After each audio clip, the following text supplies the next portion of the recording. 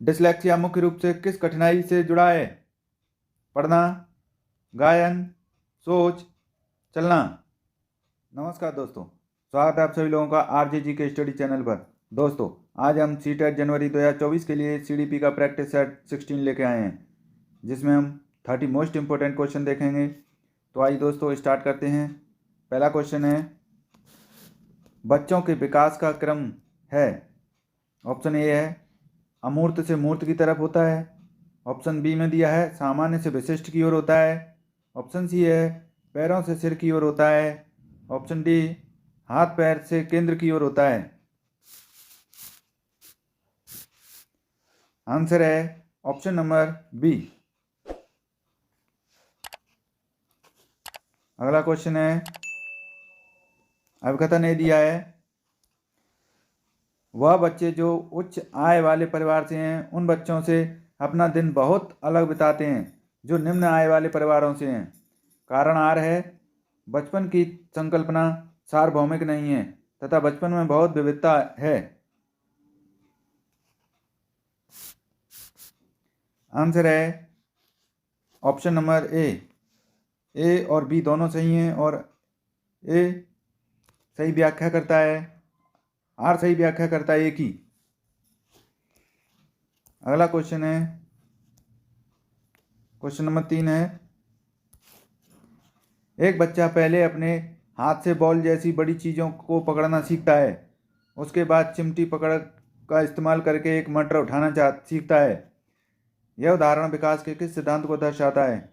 शीर्षगामी, समीप दूराभिमुख, साम्य धारण या संरक्षण। आंसर है ऑप्शन नंबर बी, प्रॉक्सिमोडिस्टल। अगला क्वेश्चन,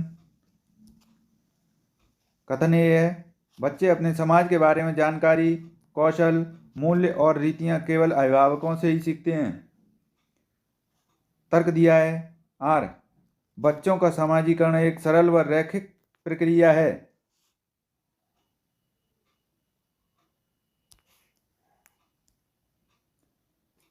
आंसर है ऑप्शन नंबर डी, ए और आर दोनों गलत हैं। अगला क्वेश्चन है, किस अवस्था में बच्चे वस्तु स्थायित्व की समझ को बना लेते हैं परंतु यह नहीं समझ पाते कि क्रियाएं परिवर्तनीय हैं और उनके निर्णय चीजों की मौजूदा दिखावट पर निर्भर करते हैं? संवेदी चालक, पूर्व संक्रियात्मक, मूर्त संक्रियात्मक, अमूर्त संक्रियात्मक। आंसर है ऑप्शन नंबर बी, पूर्व संक्रियात्मक अवस्था में। अगला क्वेश्चन, पूर्व संक्रियात्मक अवस्था के बच्चों के लिए शिक्षक को मूर्त संसाधनों व बहुत सी दृश्य श्रव्य सामग्री का प्रयोग करना चाहिए, जटिल पदानुक्रमित संबंधों को दिखाते हुए चित्रों का प्रयोग करना चाहिए, अमूर्त समस्याओं पर काम करने के लिए कहना चाहिए या परिकल्पनात्मक सोच वाली समस्याओं को सुलझाने के मौके मुहैया कराने चाहिए?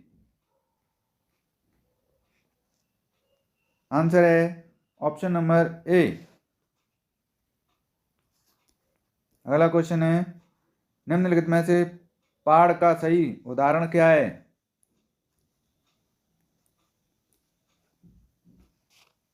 ऑप्शन है सवालों के जवाब बताना, संकेत एवं इशारे देना, भौतिक पुरस्कार देना, उद्दीपन प्रतिक्रिया के अनुकूलन को सक्रिय करना।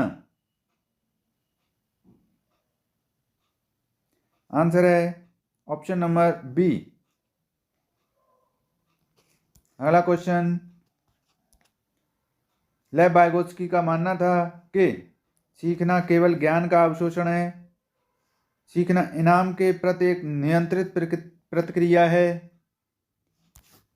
ज्ञान को शिक्षकों द्वारा विद्यार्थियों को निष्क्रिय तरीके से पोषित किया जा सकता है, या ज्ञान का सह निर्माण उस क्षेत्र में होता है जो बच्चे के स्वतंत्र रूप से कार्य करने व दूसरों की मदद करने में है। आंसर है ऑप्शन नंबर डी। अगला क्वेश्चन, लॉरेंस कोलबर्ग द्वारा प्रतिपादित नैतिक विकास के किस स्तर पर व्यक्ति यह तर्क करते हैं कि मानवाधिकार व न्याय सबसे जरूरी है, भले ही वह सामाजिक कानून के खिलाफ हो? आज्ञा पालन एवं दंड अभिन्यास, अच्छा लड़का अच्छी लड़की अभिन्यास, अधिकारिता एवं सामाजिक क्रम व्यवस्था अभिन्यास, सार्वभौमिक नैतिक सिद्धांत अभिन्यास। आंसर है ऑप्शन नंबर डी। अगला क्वेश्चन है, एक प्रगतिशील कक्षा में अधिगम एक सरल प्रक्रिया है, एक सामाजिक प्रक्रिया है, केवल औपचारिक अनुदेश द्वारा ही हो सकती है, परीक्षाओं पर प्रतिबंधात्मक है? आंसर है ऑप्शन नंबर बी, एक सामाजिक प्रक्रिया है। अगला क्वेश्चन, हावर्ड गार्डनर के अनुसार निम्नलिखित में से कौन सा कथन सही है? बुद्धिमत्ता को परिपोषित व विकसित नहीं किया जा सकता है, हर व्यक्ति में विविध प्रकार की बुद्धिमत्ता हैं, उपलब्धि बुद्धिमत्ता का सफल पैमाना है,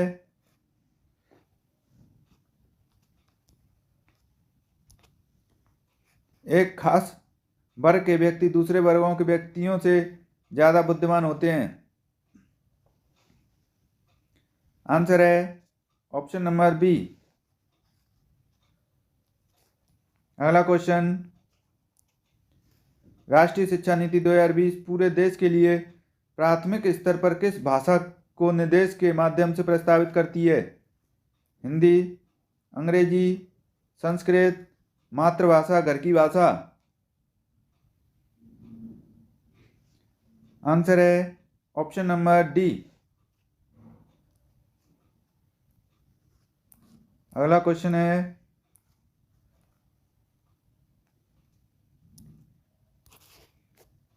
बैठने की व्यवस्था में लचीलापन, अधिगमकर्ताओं का समूह में कार्य करना किस कक्ष की विशेषताएं हैं? व्यवहारवादी कक्षा कक्ष, सामाजिक संरचनावादी, शिक्षक केंद्रीय, पाठ्य पुस्तक केंद्रीय? आंसर है ऑप्शन नंबर बी। अगला क्वेश्चन,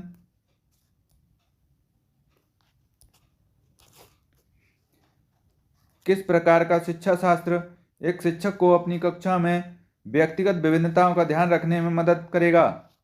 मानकीकृत व एक समान, पूरी तरह से परीक्षाओं पर केंद्रित, पूरी तरह से पाठ्य पुस्तकों पर केंद्रित, संलग्न व संदर्भित? आंसर है ऑप्शन नंबर डी। अगला क्वेश्चन है, राष्ट्रीय शिक्षा नीति 2020 के अनुसार मूल्यांकन का उद्देश्य क्या है? रटने की क्षमता का परीक्षण, पुनरुत्पादन व याद करने की क्षमता को नापना, बच्चों को सीखने की प्रक्रिया में मदद करना, पूरे देश में बच्चों की तुलना करने के मापदंड बताना? आंसर है ऑप्शन नंबर सी। अगला क्वेश्चन, समावेशन का क्या अर्थ है? सभी विद्यार्थियों को उनकी सामाजिक पहचान से निरपेक्ष होकर अपनाना, अनुचित प्रयास और अलगाव पैदा करने वाली बाधाओं को अनदेखा करना, भेदभाव को बढ़ावा देना और मतभेदों के प्रति असहिष्णुता रखना? डी ऑप्शन है भागीदारी और जुड़ाव के असमान अवसर?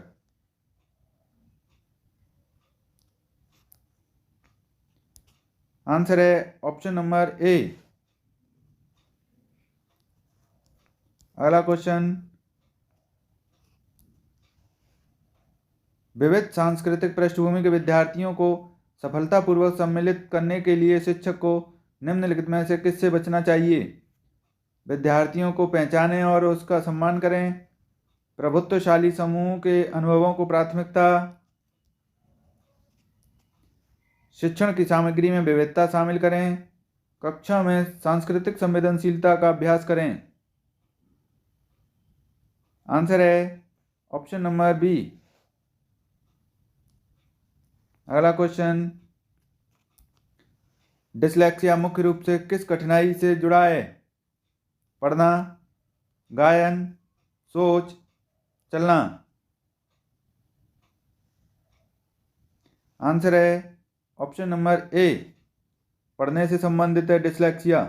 डिसग्राफिया लिखने से संबंधित है और डिसकैलकुलिया गणित संबंधी विकार से संबंधित है। अगला क्वेश्चन है, निम्नलिखित में से कौन सा अभ्यास अधिगम अक्षमता वाले विद्यार्थियों का समावेशन सुनिश्चित करने में प्रभावी होगा? अभिव्यक्ति के लिए केवल निश्चित विद्या को अनुमति दें। विफलता का आरोपण क्षमता की कमी को माने। लंबे और बारंबार दत्तकार दें। सूचना प्राप्त करने के लिए कई विकल्प प्रदान करें। आंसर है ऑप्शन नंबर डी। अगला क्वेश्चन, प्रतिभावान विद्यार्थी कौन है? जानकारी को जल्दी और सही तरीके से अवशोषित करते हैं, अपने आयु स्तर से नीचे के प्रश्नों को हल करने में असमर्थ होते हैं, सरल और आसान कार्यों को चुनने की प्रवृत्ति रखते हैं, मूल बातों की सहज समझ का अभाव होता है। आंसर है ऑप्शन नंबर ए। अगला क्वेश्चन, एक शिक्षक को अपने विद्यार्थियों को किसी प्रश्न का उत्तर देने के लिए सहज अनुमान लगाने के लिए क्या करना चाहिए? प्रोत्साहित, अनदेखा, दंडित, अवरुद्ध। आंसर है ऑप्शन नंबर ए, प्रोत्साहित करना चाहिए। अगला क्वेश्चन है, विद्यार्थियों को हाल ही में सीखे गए संप्रत्यय पर विस्तारण में मदद करते समय निम्नलिखित में से किससे बचना चाहिए? विभिन्न उप संप्रत्ययों के बीच संबंधों को क्रियान्वित करना, संप्रत्यय के उदाहरण और गैर उदाहरण बनाना, अधिग्रहित जानकारी को नई सूचनाओं पर लागू करना, बोर्ड पर लिखना और विद्यार्थियों से इसे बिना समझे नकल करने के लिए कहना। आंसर है ऑप्शन नंबर डी। अगला क्वेश्चन, किस तरह के पाठ्यक्रम को लॉग करके विद्यार्थियों की विफलता को कम किया जा सकता है? ये लागू होगा। ऑप्शन है, जो उनके सामाजिक संदर्भ से जुड़ा हो, जो अत्यधिक चुनौतीपूर्ण और जटिल हो, जो उनके दैनिक जीवन के लिए अप्रासंगिक हो, जो अमूर्त से सरल की ओर बढ़ता हो। आंसर है ऑप्शन नंबर ए। अगला क्वेश्चन, सार्थक सीखने के लिए निम्न में से क्या महत्वपूर्ण है? कक्षा में प्रतिस्पर्धी संस्कृति का विकास करना, बच्चों के विचारों और अनुभवों को जगह देना,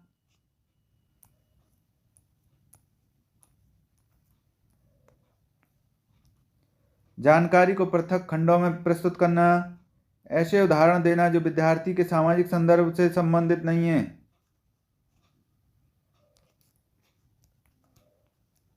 आंसर है option number B.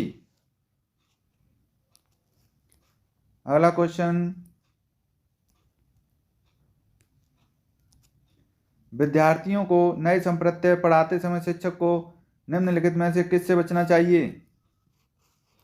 Option A है, उन्हें दिए गए उदाहरणों में से सामान्य गुण खोजने के लिए कहें, उस संप्रत्यय से संबंधित गैर उदाहरण प्रस्तुत करें, पहले जटिल अवधारणाओं को प्रस्तुत करें और फिर सरल की ओर बढ़ें, नई जानकारी को पिछले ज्ञान से जोड़ना। आंसर है ऑप्शन नंबर सी। अगला क्वेश्चन, विशिष्ट जानकारी के स्मरण पर आधारित प्रश्न का उत्तर देने के बाद एक विद्यार्थी इस बात पर विचार कर रहा है कि इस कार्य में किन संकेतों ने उसकी मदद की। ऐसा करने से विद्यार्थी का विकास कर रहा है। विलंबित नकल, आत्मकेंद्रिता, अधिसंज्ञान, अति औचित्य।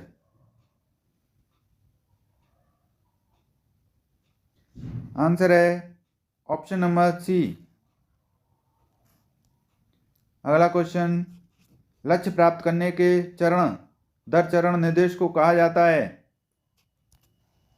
कलन विधि, स्वतः शोध प्रणाली, साधन लक्ष्य विश्लेषण, स्मृति सहायक विधि। आंसर है ऑप्शन नंबर ए। अगला क्वेश्चन, विद्यार्थियों के बीच भ्रांतियां उनके बारे में क्या बतलाती हैं? अत्यंत गलत और तर्कहीन सोच प्रक्रिया, उच्च क्रम की भावनात्मक और बौद्धिक क्षमताएं, अवधारणाओं के बारे में मूल और सहज समझ, गंभीर संज्ञानात्मक कमियां और तंत्रिका संबंधी विकार।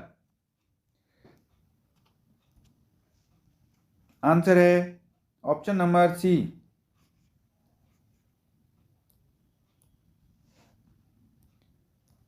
अगला क्वेश्चन,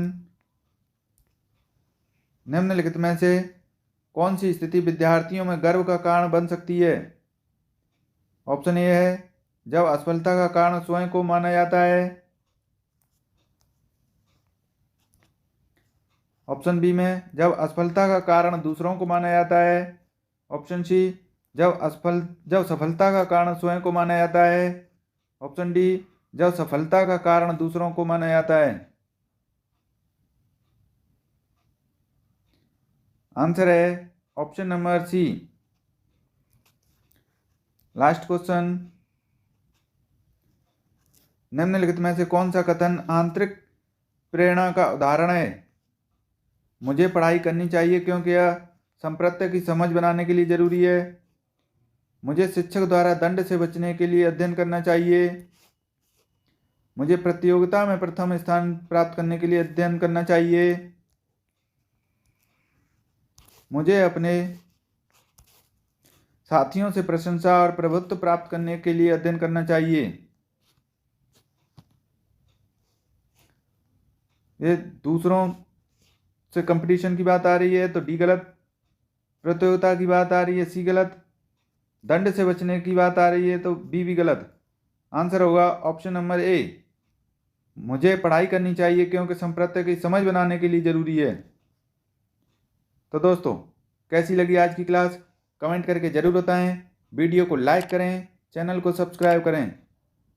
धन्यवाद दोस्तों।